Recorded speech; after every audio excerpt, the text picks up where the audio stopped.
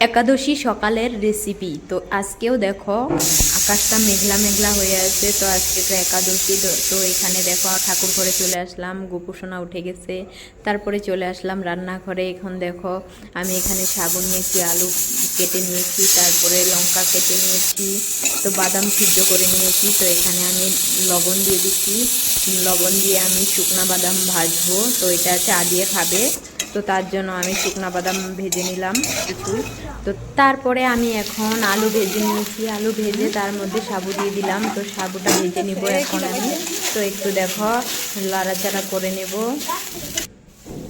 তারপরে এখানে আমি বাদাম সিদ্ধ করে নিয়েছি, বাদাম সিদ্ধ করে সেম আলু ভেজে তার মধ্যে দিয়ে দিব, আলু ভাজার মধ্যে বাদাম সিদ্ধ দিয়ে দিব, দিয়ে একসাথে ভেজে নেব। কাঁচা লঙ্কা দিয়ে দিলাম। তো এটা হচ্ছে একাদশীর সকালের রেসিপি। তো সকাল সকাল বানিয়ে নিলাম। তো বরকে দিয়ে দিব টিফিনে, তো দোকানে চলে যাবে। এখানে দেখো সব রেডি হয়ে গেল, বাদাম ভাজি। তারপরে দেখো আলু দিয়ে বাদাম সিদ্ধ করে ভেজে নিলাম। তারপরে এখানে দেখো কিছু ফল আছে, তো ফলগুলো আমি কেটে দিব এবার। তো টাটা, বাই বাই।